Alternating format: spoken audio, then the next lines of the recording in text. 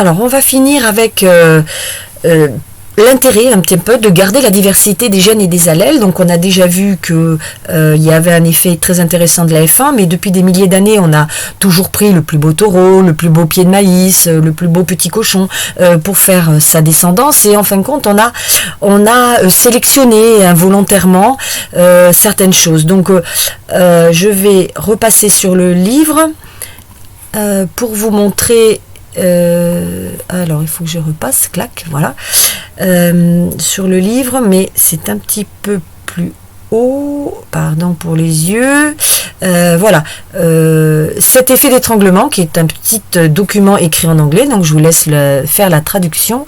Cet effet d'étranglement, c'est-à-dire que quand on a sélectionné le petit cochon qui était très beau, le taureau ou le plant de maïs qui avait fait un super épi, eh bien on a sans le vouloir sélectionné certains gènes et perdu d'autres gènes, et c'est on le verra dans le prochain chapitre sur la transgénèse et cet effet d'étranglement.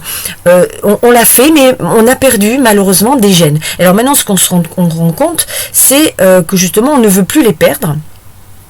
Et on veut donc récupérer ces gènes, et à ce moment-là, on veut arriver à stabiliser des lignées qui l'intéressaient, mais il a laissé de côté donc des gènes intéressants, comme des résistances à des maladies, des adaptations à la sécheresse. Donc maintenant, on reprend des anciennes variétés, on les recroise pour récupérer justement ces gènes d'adaptation. Il y en a une plante qui s'adapte bien à la sécheresse, une autre à l'excès d'eau, une autre à une nourriture un petit peu plus pauvre, ou à une fabrication de lait ayant des arômes différents.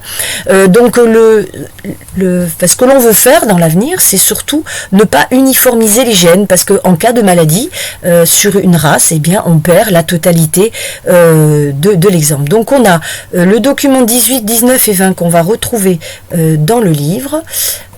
Donc je repars sur le livre et je vous montre donc le 18. Le 18, ça montre les populations de maïs. D'ailleurs, j'en ai au labo, je vous en montrerai. Donc, qu'on garde, on recroise des anciennes variétés de maïs parce qu'elles sont résistantes à la sécheresse, par exemple, ou résistantes à une maladie, champignons ou insectes. Donc ici, de ce document, on vous explique que l'intérêt de garder des anciennes variétés pour garder les gènes justement de résistance. Vous avez ici le témoignage d'un agriculteur qui utilise donc des variétés de maïs et qui arrive à les rendre de plus en plus résistantes à la sécheresse.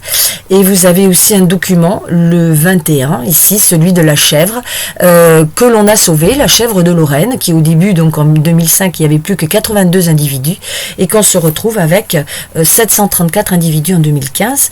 Et on sauve justement des vaches, cette fois-ci c'est une chèvre, qui a des particularités donc de résistance à certaines maladies, et puis bon d'accord, elle fabrique peut-être moins de lait, mais elle peut vivre dans certaines conditions. Donc on ne se prive pas de biodiversité au niveau génétique des animaux, et c'est très intéressant de garder donc cette variété. Donc voilà, on termine ce chapitre sur ces exemples de garder la diversité des gènes et des allèles, qui peut être effectivement le sujet le thème d'un sujet de bac. Voilà pour ce chapitre.